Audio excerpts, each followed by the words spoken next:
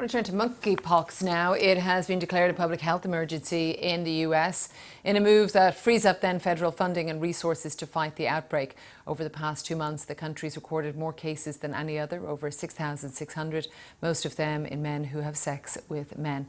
We can speak now to Prof Chin Hong, who is a professor at UCSF Health Division of Infectious Diseases, joining us today from San Francisco. You're very welcome. What about this move? Do you think this could make a difference to the outbreak, declaring it an emergency? It will make a difference, Nuala, but the question is whether it was too late.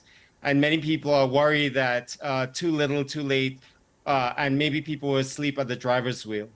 So talk me through that a little bit. Why do you think it's too late? Well, in middle of May, we had our first case. There were a trickle of cases after that. Now we have 6,600. We're the highest grossing country in the world right now. And, the longer you wait, the more expensive it takes. For example, if you imagine having a few cases and doing contact tracing around that, it's very manageable. You can nip it in the bud. If you wait for 6,600, and many people think this is really the tip of the iceberg because so hard to diagnose clinically. Not a lot of patients are going to get diagnosis, and not a lot of clinicians are recognizing it in time to give a diagnosis. And apart from that, it's very stigmatizing to say, hey, doctor, can you give me a monkeypox test? Because it evokes images of multiple sex partners, unprotected sex, and not being responsible. So what needs to happen now if there is this funding? You mentioned some of the challenges that are there. If you were the person who was spending that money, what would you do first?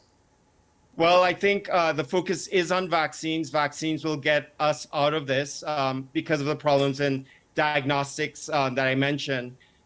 So I think for the first part, maybe multiplying the doses by 5 if you administer it a different way, which is being entertained not just by the US, but by the WHO as well for global equity. And then I think about the 3 M's. So first of all, money. We need to fund people to do contact tracing.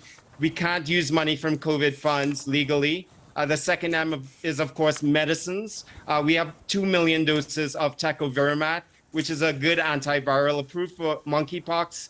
Not approved for monkeypox, approved for smallpox. A lot of paperwork to fill that out. If it gets an emergency use authorization, lower barrier to give treatment. And the third M is, of course, metadata. Unless it's a public health emergency, states, public health jurisdictions are not legally obligated to report their data to the CDC. So this may change that. Professor, thank you so much. Really interesting to have your analysis on this.